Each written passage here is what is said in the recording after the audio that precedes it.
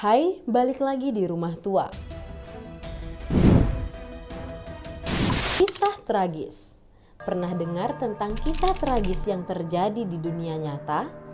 Kali ini kisah tragis dialami oleh seorang remaja usia 18 tahun yang dihabisi oleh seorang lelaki. Ia mengaku terinspirasi dari salah satu adegan yang ia tonton di sebuah film. Penasaran gimana kisah selengkapnya?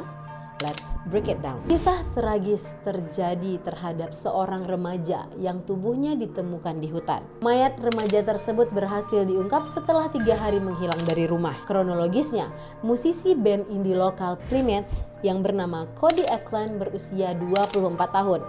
Ia merupakan seorang gitaris dari salah satu band lokal yang bernama Rakuda. Cody Ackland menyerang seorang remaja yang bernama Bobby Ann McLeod yang sedang menunggu bus pada November tahun lalu hingga tewas. Gak masuk akal nih.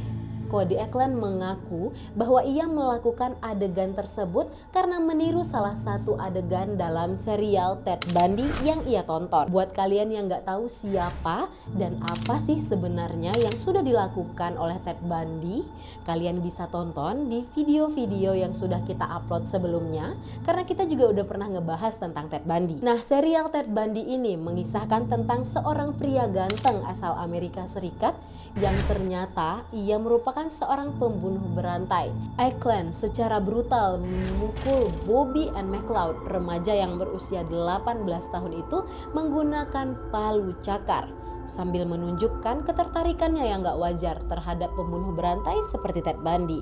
Gak sampai di situ aja nih, setelah menyerang Bobby Ann McLeod, Cody Ackland memasukkan tubuh remaja setengah sadar itu ke bagasi Ford Fiesta-nya dan melaju sejauh 20 mil ke area parkir di Belvoir Forest. Ya, sekali lagi, tempat Ted Bundy membunuh para korbannya. Bahkan menurut metro.co.uk, Cody Ackland membakar tas tangan milik Bonnie Ann McLeod dan akhirnya ia memasukkan tubuh yang berlumuran darah tersebut ke bagasi mobilnya dan melaju sejauh 30 mil kembali ke Plymouth. Ia kembali ke Plymouth dan ke Bovison, di mana tempat ia menelanjangi dan meninggalkan Bonnie Ann McLeod di semak-semak. Ia kemudian membuang pakaiannya ke suatu tempat sebelum ia menghabiskan 48 jam bersosialisasi dengan teman-temannya. Tapi anehnya, 3 hari kemudian Ackland mengaku kepada polisi dan ia memberitahu detektif bahwa ia telah melakukan pembunuhan dan di mana tepatnya ia membuang mayatnya. Setelah diselidiki, ternyata remaja itu meninggal karena terdapat luka pada wajah dan kepalanya yang hanya bisa dilakukan selama serangan tanpa henti dan brutal. Mayat Miss McLeod ditemukan pada sore hari tanggal 23 November dalam kondisi telanjang dan menghadap ke bawah sekitar 15 kaki menuruni tanggul berhutan curam.